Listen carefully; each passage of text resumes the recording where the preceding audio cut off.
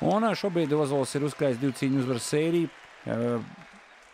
Viņš ir uzvarējis Zviedrijā un pēdējo cīņu aizdīja Ēdržos Latvijā, ļoti ātri nofinišēja pretinieki. Lai arī Ozols ir krietni vieglāks, viņam arī bija paredzēta cīņa šajā turnīrā, bet svaru kategorijā līdz 77 kg, bet šī cīņa ir līdz 93. Nu, viņš piekrīt izaicinājumu, piedāvā, viņš iziet. Nu, viņš ir jaudīgāks. Jebkurā gadījumā gribētu teikt, paskatīsimies, kā tas izpaudīsies ringā. Redzam, Ozols meklē savu distanci. Hop, uzbrukums. Un ko dara Lapīnskas? Lapīnskas uzreiz aizsardzībā un pareizi darīja. Igors Pavlovs, Lapīnskas saka, kāpēc apstādināja Igors Pavlovs šo cīņu.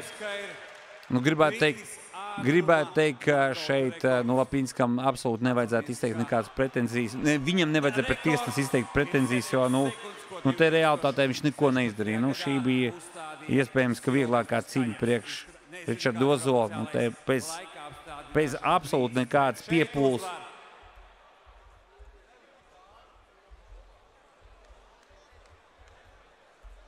Atkārtojumā te nav pat īsti ko skatīties.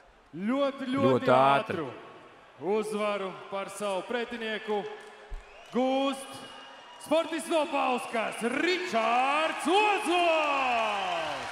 Lūk, šie hammerfists, atceramies, pirmais hammerfists izmantoja Bobs Saps, cīnoties Japānas līgā Pride. No šī turnīra līdz šim ātrākā cīņa.